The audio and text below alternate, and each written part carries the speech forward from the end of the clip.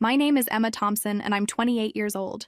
The lawyer's office felt like a funeral parlor, all mahogany and hushed whispers. My father sat rigid beside my mother, his jaw clenched so tight I could hear his teeth grinding. My brother Michael slouched in his chair, already counting millions in his head, though he looked thinner than usual and kept checking his phone nervously. Where are you watching from today? Drop your location in the comments below and hit that like and subscribe button if you've ever felt completely overlooked by your own family. You'll definitely want to stick around for what happened next. Let me paint you the picture. There we were, the Thompson family, gathered for Grandpa James's will reading. The old man had died 6 months ago, and honestly, he was the only person in that room who'd ever made me feel like I mattered. Dad had been circling like a vulture ever since, making calls to financial advisors and muttering about finally getting what we deserve. I'd always felt like the odd one out in our family. While Dad and Michael shared the same sharp jawline and dark eyes, I had Mom's softer features and lighter hair.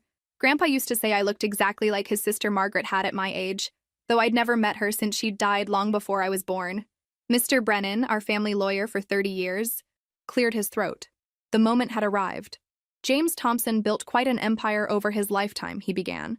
Thompson Industries, real estate holdings across 4 states, mineral rights, investment portfolios, and various trusts. The total estate value is approximately $187 million. The room fell silent. Even Dad, who'd thought he knew the extent of Grandpa's wealth, looked stunned.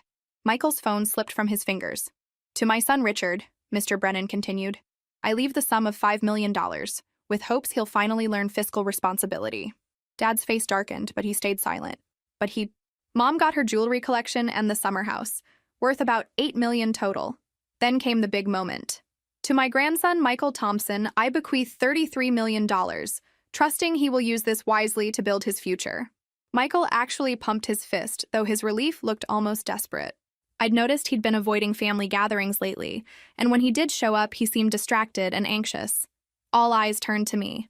The family afterthought. The daughter who'd chosen teaching over business, kindness over cutthroat competition.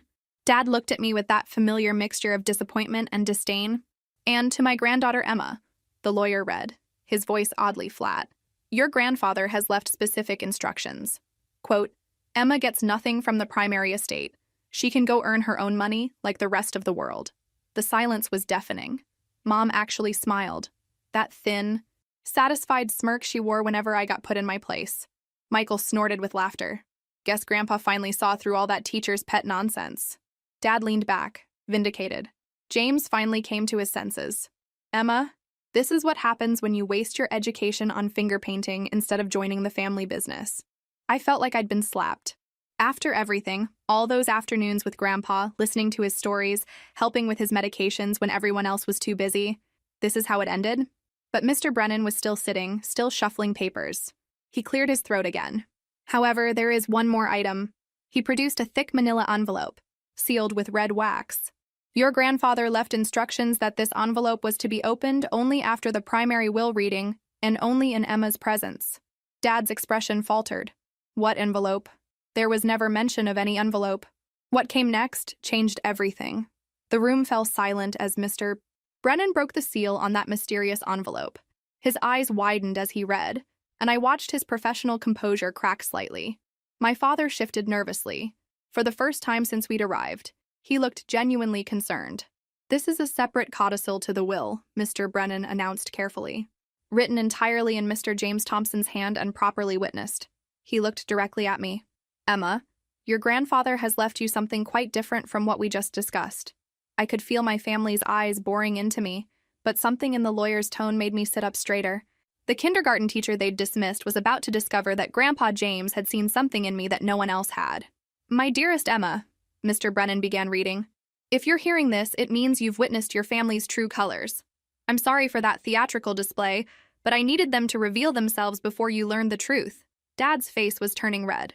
What truth? What is this nonsense? The lawyer continued. Emma, you visit me without wanting something. You ask about my day, my health, my memories.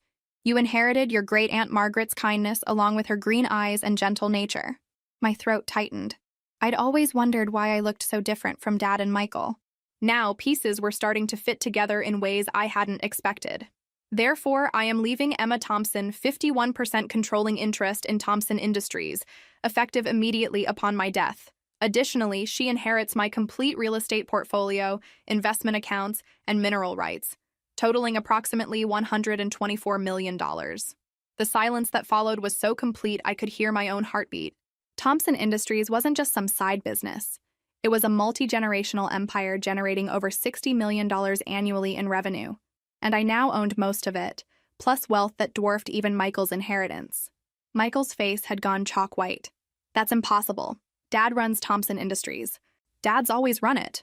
No, Mr. Brennan said quietly. Richard Thompson has been the operational manager, but James Thompson retained majority ownership until his death. Those shares now belong to Emma, along with the authority to make all major corporate decisions. I felt like I was watching this happen to someone else. Me, Emma Thompson, the kindergarten teacher who drove a 10-year-old Honda. I now controlled a business empire and personal wealth that made me one of the richest people in the state. Dad exploded from his chair. This is outrageous. Emma doesn't know the first thing about running a business. She can barely manage her classroom budget. Actually, I said quietly, surprising myself with how calm I sounded. I have an MBA from Northwestern with a focus on family business succession. I just chose not to use it the way you wanted me to. The shock on their faces was almost worth the years of condescension. Almost. But Mr. Brennan wasn't finished reading. Emma, I need you to know that your father has been stealing from Thompson Industries for the past 5 years. I have documented proof of fraudulent expenses, kickback schemes, and systematic draining of company resources into personal accounts. The theft started small, a few thousand here and there, but has escalated to over $800,000 annually. Dad's face went from red to gray in seconds. More troubling, Richard has been using company funds to pay Michael's gambling debts. Over the past 3 years, approximately $47 million has been funneled through fake contracts and consulting agreements to cover what has become a catastrophic addiction. I turned to Michael, who looked like he might vomit. $47 million? That explained the desperate relief when he'd learned about his inheritance, and why even $33 million might not be enough. The real scope of my family's betrayal was just beginning to unfold. Mr. Brennan's hands were shaking slightly as he continued reading Grandpa's letter. The room felt like it was shrinking around us, the weight of these revelations making it hard to breathe. Emma, the company is actually in excellent financial health, but only because I've been quietly covering the theft from my personal accounts to prevent bankruptcy. I couldn't let 4 generations of Thompson work be destroyed by Richard's desperation and Michael's sickness. I looked at Michael, who was staring at his hands like they held answers. Michael, is this true? $47 million? His voice was barely a whisper. The people I owe, they're not the kind who accept payment plans. They made it clear what happens if I don't pay. He touched his ribs unconsciously, and I noticed what looked like fading bruises on his wrists. Dad was trying to save my life. Suddenly his weight loss, the nervous phone checking, the desperate relief at his inheritance all made horrible sense. He wasn't just a gambling addict. He was a man running from people who would kill him if he couldn't pay. How much do you still owe? I asked quietly. Michael's voice broke. With interest and penalties. About $52 million. The inheritance covers most of it, but not all. And they want it within 60 days or... He didn't finish, but the implication hung in the air. My brother was facing death if he couldn't come up with nearly $20 million more. Dad found his voice. Emma, you have to understand. I never meant for it to go this far. It started with small loans from petty cash to help Michael through rough patches. But the debts kept growing, and these people don't negotiate. Emma, Mr. Brennan continued reading, I'm leaving you these assets because you're the only Thompson I trust to restore our family's honor. But I'm also giving you a choice. The company is yours to run, sell, or restructure as you see fit. However, I have one request. Here comes the catch, I thought. There's always a catch. If you choose to take control of Thompson Industries, you must decide what to do about Richard's employment. The evidence of his crimes is in Safety Deposit Box 447 at First National Bank. The key is taped under the bottom drawer of my desk. But remember, sometimes the right choice isn't the easy choice, and family loyalty must be balanced against justice and responsibility. The room erupted. Dad was shouting about impossible situations and desperate measures. Mom was crying. Whether from shame or terror, I couldn't tell. Michael was just staring at me with the look of a drowning man watching his last lifeline. And me? I was calculating. The kindergarten teacher they'd dismissed was running numbers in her head and realizing the magnitude of what I'd inherited. Not just wealth and power, but the responsibility for my family's survival.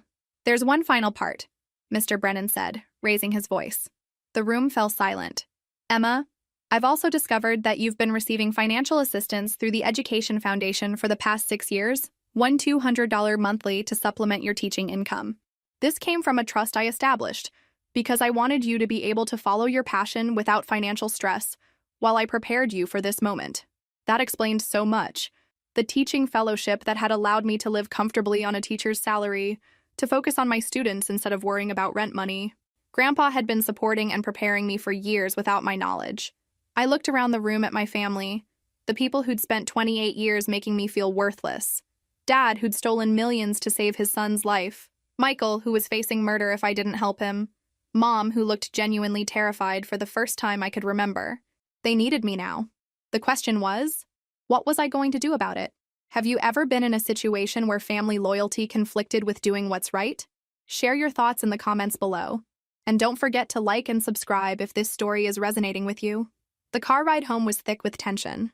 Dad gripped the steering wheel like it was the only thing keeping him anchored to reality, while Mom alternated between nervous glances at me and worried whispers to him. Michael had taken his own car, probably to make more desperate phone calls to whoever was threatening his life. But I had the key to Grandpa's safety deposit box in my purse.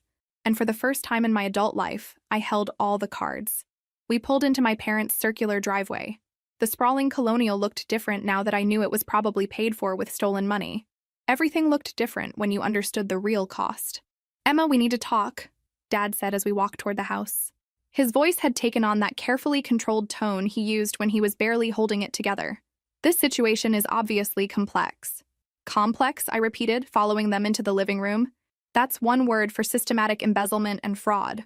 Mom perched on the sofa edge like she might need to run at any moment. "Sweetheart, you have to understand. We weren't stealing for ourselves. This was about saving Michael's life. I understand that Dad was stealing $800,000 a year for 5 years. That's $4 million, Mom. Even if all of it went to Michael's debts, that's still theft." Dad leaned forward, switching to his negotiating voice. "Emma, be reasonable. You don't want the stress of running a major corporation. The board meetings, financial decisions, personnel management. It's not for you. Why don't we work out an arrangement where you maintain ownership but I continue operations?" I almost laughed. "You mean continue the operations that have included systematic theft and fraud?" "Those were extraordinary circumstances," he said desperately. "With Michael's situation resolved, that would never happen again." "Dad, the people threatening Michael aren't going away just because he pays them. Gambling addicts with mob connections don't just walk away clean. Even if he pays the $52 million, what happens the next time he falls back into old patterns?" The room fell silent. It was the question no one wanted to ask, but everyone was thinking. Michael walked in at that moment, his phone pressed to his ear. "I understand. 60 days. Yes, sir. Thank you for the extension." He ended the call and looked at us with hollow eyes. "They're giving me 60 days to come up with the full amount. If I'm even 1 day late?" "How much are you actually short?" I asked directly. $19.7 million, he said quietly. "I can liquidate some of the inheritance immediately, but not enough." I pulled out my phone and did quick calculations. "Michael, if I loan you $20 million against your future inheritance distribution, you can pay off these debts completely. But there would be conditions." Hope flickered in his eyes for the first time since the will reading. "What conditions?" "You enter a residential treatment program for gambling addiction. Minimum 1 year, possibly longer depending on professional recommendation. You surrender control of your remaining inheritance to a trust managed by independent financial advisors. And you have no involvement with Thompson Industries until you can prove 5 years of recovery." "Emma," Mom said, "don't you think that's a bit harsh?" "Mom, what's harsh is letting him spiral back into addiction and putting the entire family through this again. What's harsh is letting Dad continue stealing from his own father's company to enable destructive behavior." Dad's face flushed. "So what about me? What about 25 years of building this company?" "You mean 25 years of managing the company while Grandpa built it, followed by 5 years of robbing it to cover your mistakes?" The accusation hung in the air between us. Dad looked older than I'd ever seen him, the weight of his choices finally visible in the lines around his eyes.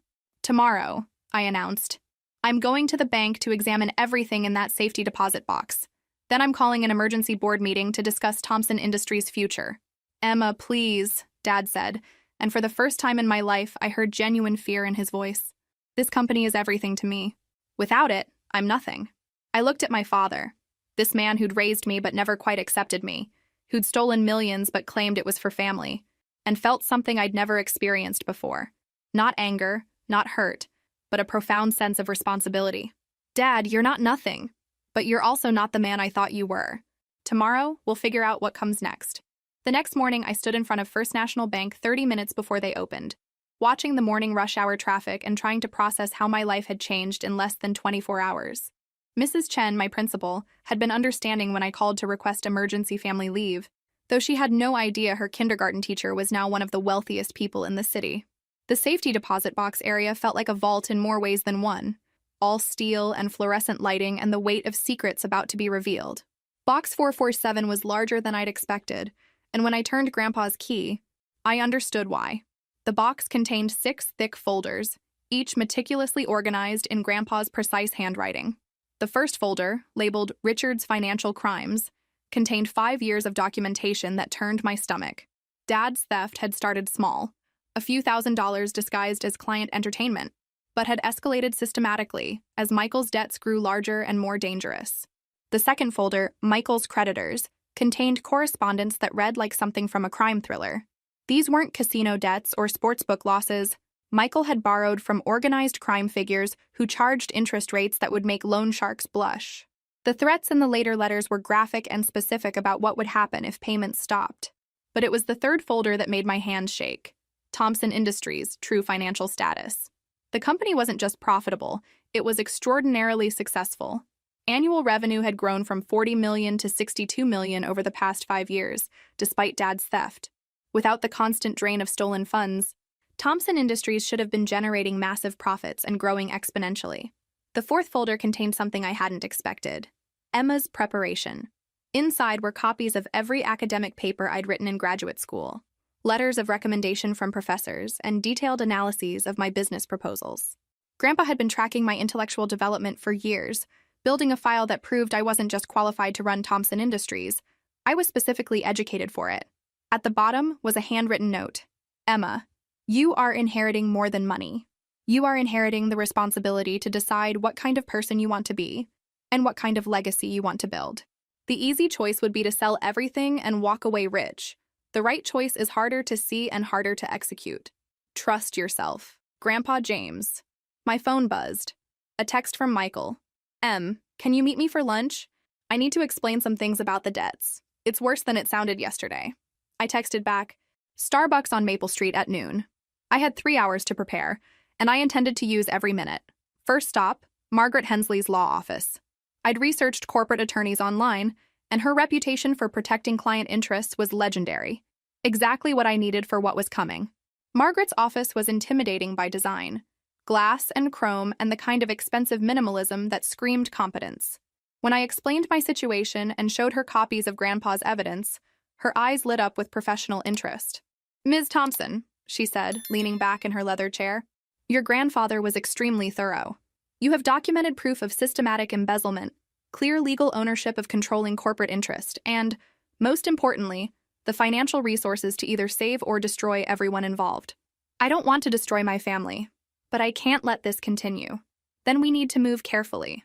As majority shareholder, you have the authority to terminate your father immediately, but given the complexity of the theft and the family dynamics, I'd recommend calling an emergency board meeting for early next week. That gives us time to prepare a comprehensive presentation and gives your family time to adjust to the new reality. What about Michael's situation? The people threatening him won't wait for corporate restructuring. Margaret's expression darkened. If these creditors are who I think they are based on this documentation, your brother is in genuine physical danger. The $20 million shortfall isn't just about money, it's about survival. As I left Margaret's office, I felt the weight of impossible choices settling on my shoulders. In less than a week, I'd gone from being the forgotten daughter to holding the power of life and death over my entire family. Time to hear exactly how much worse Michael's situation really was. Michael was already waiting when I arrived at Starbucks, hunched over a corner table like he was trying to disappear. The golden boy who'd sailed through life on charm and privilege looked like he'd aged 5 years in 2 days. His hands shook as he lifted his coffee cup, and I noticed he kept glancing toward the windows like he expected someone to walk in. Thanks for meeting me, he said as I sat down. I wasn't sure you would after everything. What did you need to tell me, Michael? He took a shaky breath. The debt situation is more complicated than I explained yesterday. The people I owe, they're not just taking interest and penalties. They're using my debt to launder money through Thompson Industries. My blood went cold. What do you mean? Some of those fake consulting contracts Dad created? They're being used to clean drug money and gambling profits. The people I owe have been using our family business as their personal washing machine for the past 18 months. I set down my coffee carefully, trying to process this nightmare.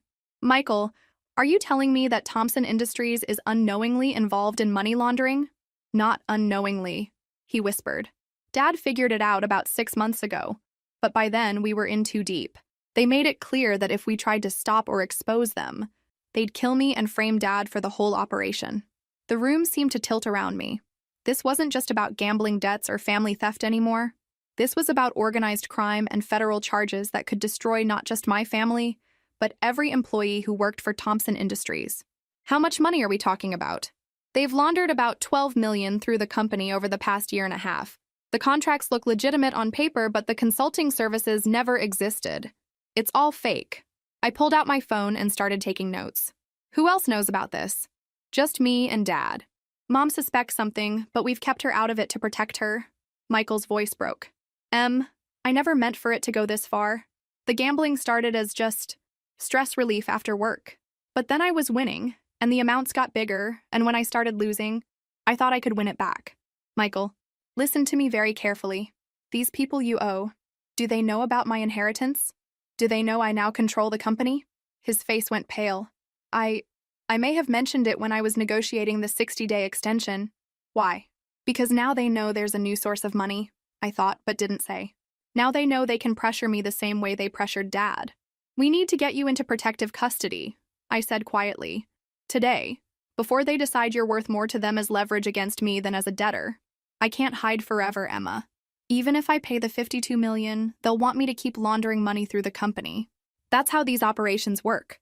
Once you're in for life unless what? Unless someone with real power decides to shut them down permanently. The implication was clear. Michael wasn't just asking me to save his life with $20 million. He was asking me to use my inheritance and corporate control to wage war against organized crime. As I walked to my car, my phone rang. Margaret Hensley. Emma, we have a problem. I've been researching Thompson Industries' recent contracts, and I found irregularities that suggest money laundering operations. We need to meet immediately. I know, I said quietly. It's even worse than you think. The kindergarten teacher who'd been dismissed as the family failure was about to discover that running a legitimate business empire might be the easy part. The hard part would be staying alive long enough to do it.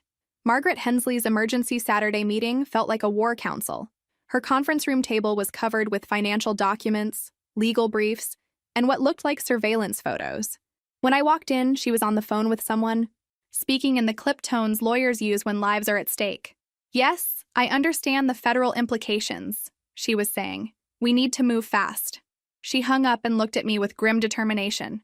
Emma, we're not just dealing with corporate crime anymore. This is a federal case involving organized crime, money laundering, and potentially racketeering charges. I sank into the leather chair across from her desk. How bad is it? Thompson Industries has been used to launder approximately $12 million over 18 months. That's enough to trigger RICO statutes, which means everyone associated with the company, including you as the new owner, could face criminal liability unless we act immediately. What do you mean? Act immediately? Margaret pulled out a thick folder. I've been in contact with the FBI's Financial Crimes Division. They've been investigating the crime family that's been using your company, and they're willing to offer immunity to your family in exchange for cooperation. My hands started shaking. FBI? Michael told me about the money laundering this morning, but I didn't realize it was already under federal investigation. Your brother's creditors aren't just loan sharks, Emma. They're part of the Marconi family, one of the most sophisticated organized crime operations on the East Coast. The FBI has been trying to penetrate their money laundering network for 3 years. She opened the folder and showed me surveillance photos of men in expensive suits entering and leaving Thompson Industries offices.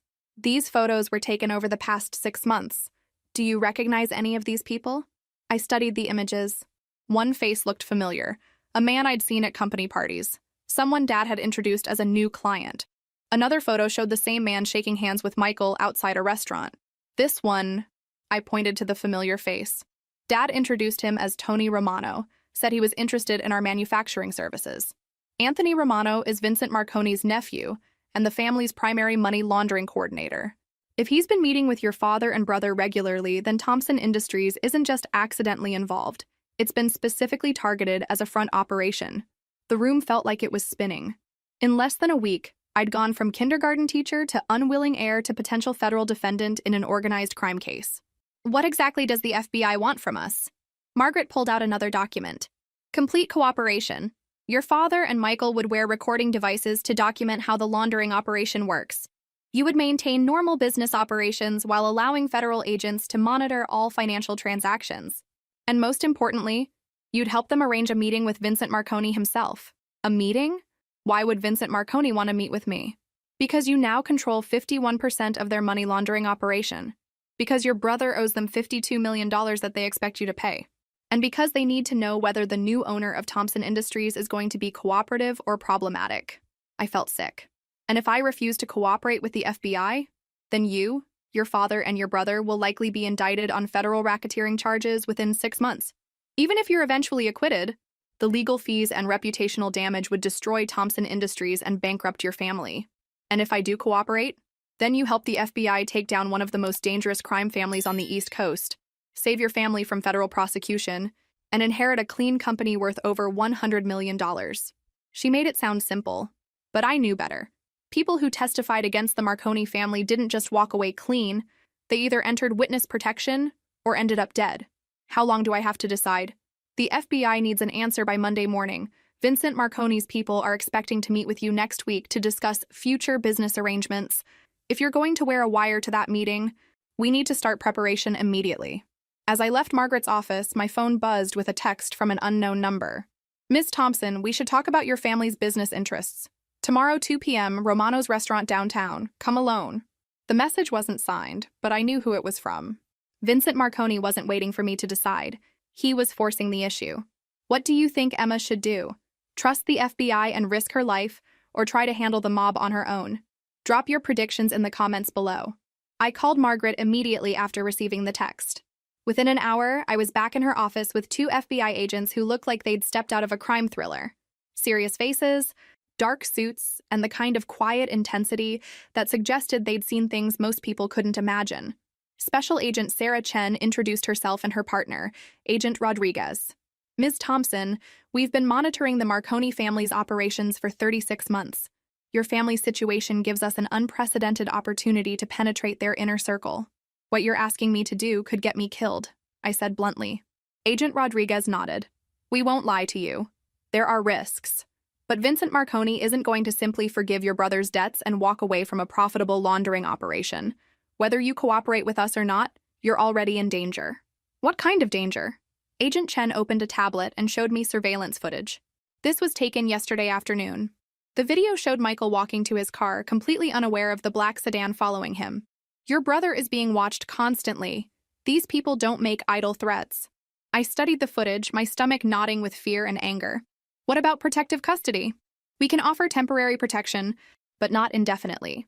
The only permanent solution is to neutralize the threat by building a case strong enough to dismantle their operation entirely. Margaret leaned forward. Emma, there's something else. Thompson Industries' legitimate business could be incredibly valuable to law enforcement ongoing investigations. With your cooperation, we can turn the company into a controlled asset that helps us monitor and document organized crime financial networks. You want me to run a fake business? No, Agent Chen said firmly. We want you to run a real business that also happens to provide intelligence about criminal activities. Thompson Industries would continue operating normally, generating profits and employing people.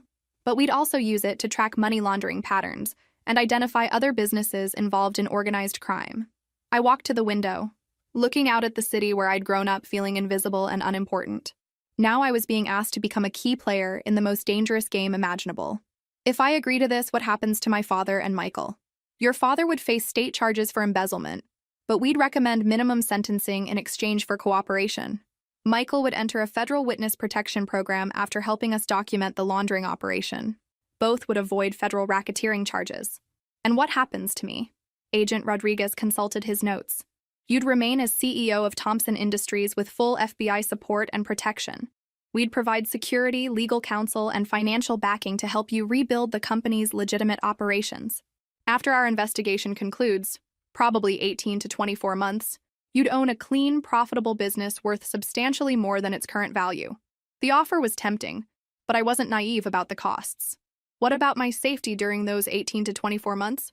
We'd provide covert protection and surveillance.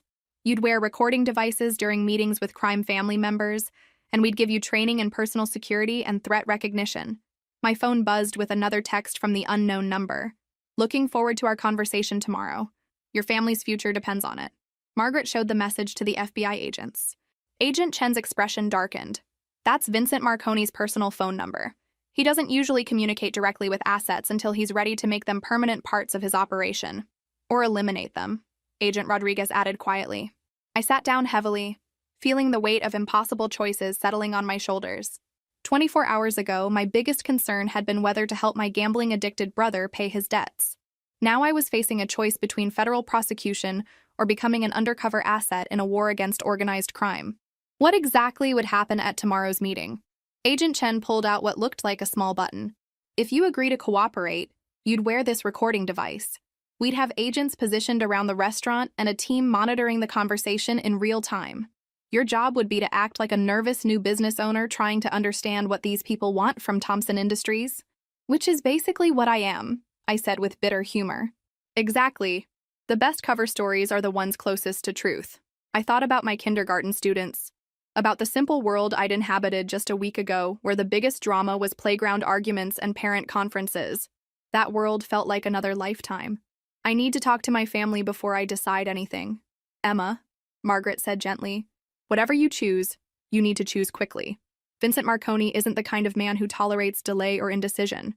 As I drove home, I realized that the scared little girl who'd always felt powerless was about to discover what real power meant, and whether she had the courage to use it. The family meeting that evening felt like a funeral. Dad sat in his leather recliner looking like he'd aged 10 years in a week, while Mom paced nervously by the windows. Michael was curled in the corner of the sofa, constantly checking his phone for threats that might be coming.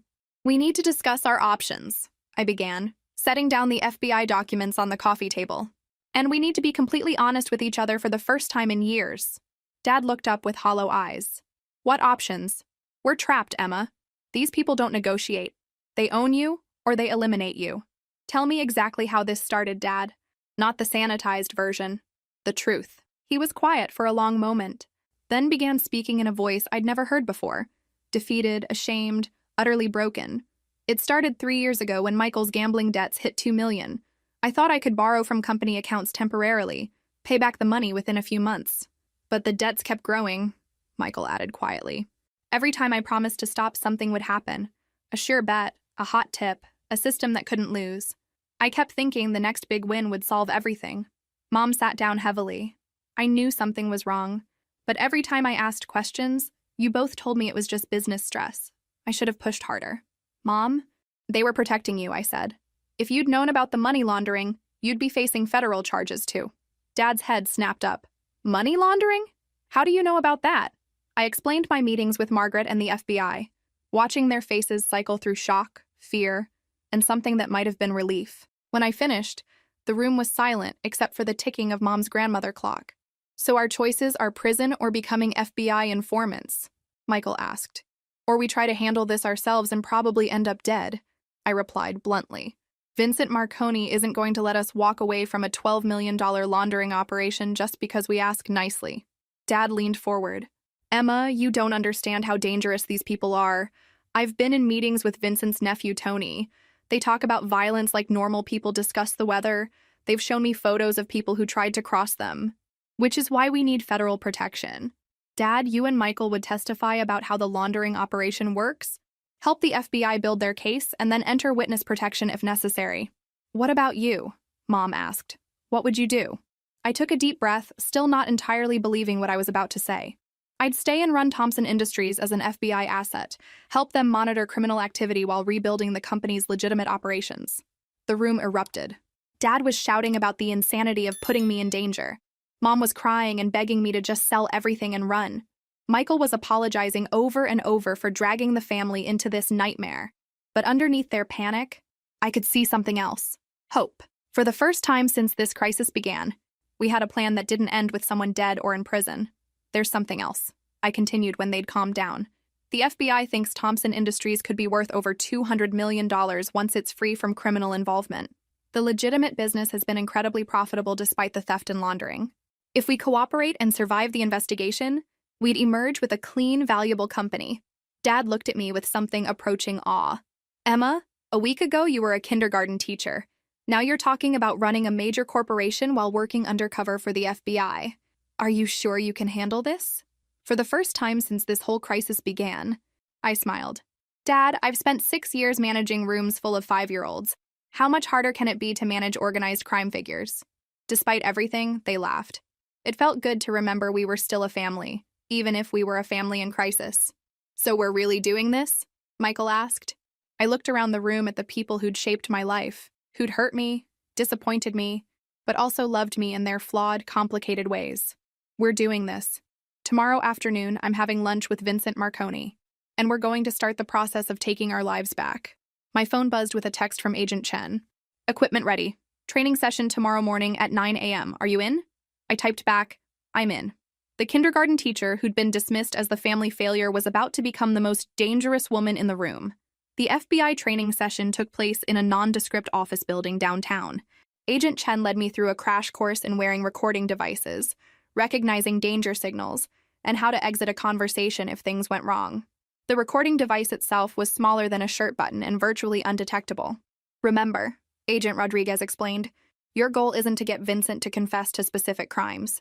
We just need him talking about the business relationship with Thompson Industries. Let him do most of the talking. Criminals love to explain how smart they are. What if he asks direct questions about continuing the money laundering? Be vague but not evasive.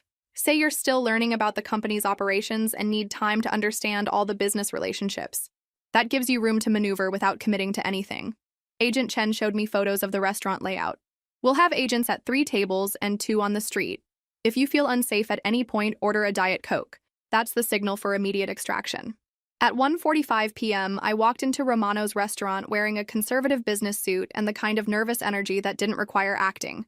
The maitre d' led me to a corner table where 2 men were already waiting. Vincent Marconi was smaller than I'd expected, probably in his early 50s, with the kind of expensive casual dress that screamed money and power. Tony Romano sat beside him, the man from the surveillance photos who'd been masquerading as a Thompson Industries client. Ms. Thompson. Vincent stood and extended his hand with old-world courtesy. Thank you for meeting with us. Please, sit.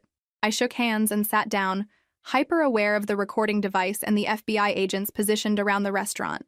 Thank you for inviting me. I'm still learning about all aspects of my grandfather's business interests. Your grandfather was a smart man, Vincent said, signaling the waiter for drinks. He understood that successful businesses require flexible partnerships. Flexible partnerships? Tony leaned forward. Thompson Industries has been providing consulting services for some of our associates. Very specialized work that requires discretion and reliability. I see. I kept my voice neutral. I'm still reviewing all the company's client relationships. Some of the consulting contracts seem quite lucrative. Vincent smiled, and there was nothing warm about it. Your family has been very helpful to us, Ms. Thompson. Your father and brother understand the importance of maintaining good relationships with valued partners. Of course, though I have to admit, I'm still learning exactly what services Thompson Industries has been providing. Document management, Tony said smoothly. Financial record keeping, helping our associates organize their business transactions in ways that satisfy regulatory requirements. Translation, money laundering. But Vincent was too smart to use explicit language, especially meeting someone new. That sounds like important work, I replied. I assume our partnership would continue under the new ownership structure? Vincent's eyes hardened slightly. That depends on several factors, Ms. Thompson. Your brother Michael owes our associates a significant amount of money. Your father has been accommodating and helping us resolve the situation through creative business arrangements. Creative business arrangements? The consulting contracts I mentioned generate substantial fees that have been applied toward your brother's outstanding obligations. It's been a mutually beneficial relationship. I nodded thoughtfully, trying to look like a naive new business owner, slowly understanding the implications. How much does Michael still owe? $19.7 million, Vincent said without hesitation. Plus ongoing interest, of course. That's a substantial amount. Your inheritance should make it manageable, Tony added. We understand you've come into considerable resources. There it was, the real reason for this meeting. They wanted to know if I'd continue paying Michael's debts through the laundering operation, and they wanted to assess whether I could be intimidated or controlled. My inheritance does provide certain opportunities, I said carefully, though I'm sure you understand that any business decisions need to be made carefully and legally. Vincent's smile disappeared. Ms. Thompson, let me be direct. Your family's financial well-being and physical safety depends on maintaining our business relationship. Thompson Industries has been an important partner to us, and we expect that partnership to continue unchanged. The threat was unmistakable, delivered in the kind of calm tone that made it even more frightening. I felt my heart rate spike, but I kept my voice steady. I appreciate your directness, Mr. Marconi. As I said, I'm still evaluating all aspects of the business. These are significant decisions that require careful consideration. Of course, he replied, but his tone suggested that my consideration period would be brief and that the conclusion was predetermined. The meeting continued for another 20 minutes, with Vincent and Tony providing just enough detail about the money laundering operation to give the FBI everything they needed while making it clear that my cooperation wasn't optional. As we prepared to leave, Vincent placed his hand on my arm, a gesture that looked friendly but felt like a threat. Ms. Thompson, I look forward to a long and profitable relationship. Your family's future depends on it. Walking out of that restaurant, I realized I'd just crossed a line I could never uncross. The kindergarten teacher was gone forever, replaced by someone I didn't entirely recognize, someone capable of smiling at dangerous men while secretly recording evidence that could send them to prison for life. The debriefing session at the FBI office stretched past midnight. Agents Chen and Rodriguez had listened to the recording 3 times, taking notes and exchanging looks that suggested the meeting had gone even better than they'd hoped. Vincent gave us everything we need for money laundering charges, Agent Chen said, reviewing her notes. He explicitly described using Thompson Industries to organize business transactions and satisfy regulatory requirements. That's textbook laundering language. More importantly, Agent Rodriguez added, he made direct threats against your family's safety if you don't continue the arrangement.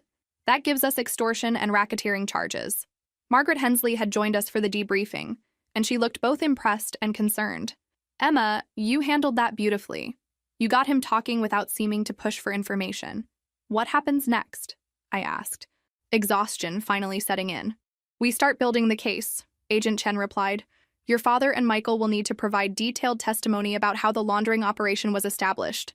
We'll need documentation of every fake contract and every dollar that was moved. And then we wait for Vincent to make his next move. Based on that meeting, he's expecting you to formalize the arrangement within the next few weeks. When you don't, he'll escalate pressure, probably through more direct threats or by having his people show up at Thompson Industries. The thought of Vincent Marconi's men walking into the company offices, intimidating employees and potentially endangering innocent people, made my blood boil. How do we protect the company's legitimate employees? We increase security and surveillance, Agent Rodriguez said, and we move as quickly as possible to arrest the key players before they can retaliate. Margaret pulled out her legal pad. Emma, there's another issue we need to discuss. As CEO, you'll need to address the board of directors about the company's situation. They have a right to know that Thompson Industries has been unknowingly involved in criminal activity. The thought of facing the board with this information was terrifying. These were people who'd known me since childhood, who'd watched my father build his reputation over decades. Now I'd have to tell them he'd been systematically stealing from the company and enabling money laundering operations. What exactly do I tell them? The truth, Margaret said simply. That the previous management engaged in financial crimes, that you've discovered evidence of money laundering, and that you're cooperating with federal law enforcement to clean up the company's operations. Agent Chen leaned forward. Emma, we understand this is overwhelming. You've gone from inheriting a company to becoming a key witness in a federal organized crime investigation. But what you're doing could help us dismantle one of the most dangerous criminal enterprises on the East Coast. And if something goes wrong, if Vincent figures out I'm wearing a wire or decides I'm too dangerous to keep alive, the room fell silent. Finally, Agent Rodriguez spoke. We won't lie to you. There are risks. But Vincent Marconi has killed people for smaller reasons than what your family has already done. Cooperation is your best chance, maybe your only chance, of surviving this. I thought about my kindergarten students, about the simple world I'd inhabited just 2 weeks ago. That Emma Thompson felt like a character from someone else's life story. When is the next phase? Vincent will probably contact you within the week, Agent Chen said. He'll want to formalize the arrangement. Specific contracts, payment schedules, maybe introduce you to other people in his organization. Each contact gives us more evidence and brings us closer to having enough for arrests. How many more meetings like today? Probably 3 or 4 over the next 2 months. Then we'll have enough evidence to move against the entire Marconi organization. 2 months. 60 more days of smiling at dangerous men while recording evidence that could save or destroy my family. 60 more days of pretending to be someone I'd never imagined becoming. As I drove home at 2 a.m., I realized that the woman looking back at me from the rearview mirror wasn't the same person who'd walked into that lawyer's office 2 weeks ago. She was stronger, smarter, and infinitely more dangerous than the kindergarten teacher had ever been. The question was, would she survive long enough to find out who she was becoming? My phone buzzed with a text from the same unknown number. Pleasure meeting you today. Looking forward to our next conversation about expanding our business relationship. Vincent Marconi wasn't waiting for me to decide. He was moving forward with plans that assumed my cooperation. The next phase of this deadly game was already beginning. 6 months later, I stood in the same boardroom where this journey began, but the person facing these familiar faces was someone entirely different from the kindergarten teacher who'd once felt invisible in her own family. The morning's headlines were spread across the conference table. Marconi crime family. Dismantled in federal raids. Thompson Industries CEO helps FBI break money laundering ring. And from teacher to undercover asset, the Emma Thompson story. The board members filing in looked at me with expressions ranging from awe to concern to genuine pride. These weren't just corporate colleagues anymore. They were partners who'd watched me transform their company from a criminal front into something clean and powerful. Good morning, everyone, I began, taking my place at the head of the table that had once seemed so intimidating. Before we review our quarterly results, I wanted to update you on the conclusion of the federal investigation. I paused, looking around the table at faces that had become genuinely familiar. Yesterday, Vincent Marconi was sentenced to 25 years in federal prison. His nephew, Tony Romano, received 15 years. The entire money laundering operation has been permanently shut down, and Thompson Industries has been officially cleared of any criminal liability. The room erupted in applause. Patricia Wells, the board member who'd watched me grow up, wiped away tears. Emma, what you've done, the courage you've shown, it's remarkable. The company is also more profitable than ever, I continued, pulling out financial reports that would have been fantasy numbers a year ago. Without the constant drain of stolen funds and with our reputation for integrity restored, Thompson Industries has posted record revenue of $87 million this quarter. David Martinez, our CFO, nodded approvingly.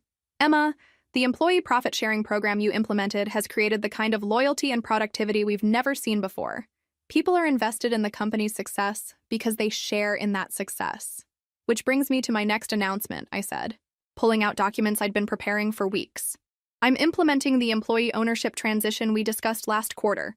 Every person who works for Thompson Industries will receive equity stakes proportional to their years of service and contribution level. The vote to approve the transition was unanimous, though several board members insisted on maintaining significant equity to ensure leadership stability. After everyone left, I sat alone in the boardroom thinking about the journey that had brought me here. A year ago, I'd been humiliated in a lawyer's office by people who thought they knew my worth. Today, I was running a company that employed over 400 people, had been featured on the cover of Fortune magazine, and was being studied by business schools as a model of ethical corporate transformation. My phone buzzed with a text from my former teaching colleague. Saw you on the news again? The kids still ask about Ms. Emma. Are you happy? I smiled, thinking about that question. Michael was 18 months clean and sober, working as a counselor in a residential treatment facility, and slowly rebuilding his relationship with money and responsibility. Dad had served 6 months in minimum security prison and was now working with Margaret's law firm, helping other family businesses identify and prevent financial crimes. Mom had started a nonprofit organization providing support for families affected by gambling addiction. We were still a family, just a different kind of family. One built on truth instead of secrets, support instead of enabling, and genuine care instead of manipulation. Outside my office window, the sun was setting over the city where I'd grown up, feeling like I didn't belong anywhere. Now I belonged exactly where I was supposed to be. Not because of inherited wealth or family connections, but because I'd chosen to become the person my grandfather always believed I could be. The FBI agents had protected me through months of dangerous undercover work, but the person who'd emerged from that experience was someone I'd protected and developed myself. The scared little girl who'd been told she wasn't good enough had grown up to prove that she was better than anyone had dared to imagine.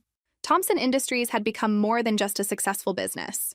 It was proof that integrity creates stronger foundations than shortcuts, that character matters more than connections, and that sometimes the people who believe in you most are the ones who see your potential long before you recognize it yourself. If this story resonated with you, make sure to like and subscribe for more tales of people who discovered their true strength when they stopped accepting other people's definitions of their worth. Sometimes the greatest inheritance isn't money or property, it's the courage to become who you were always meant to be.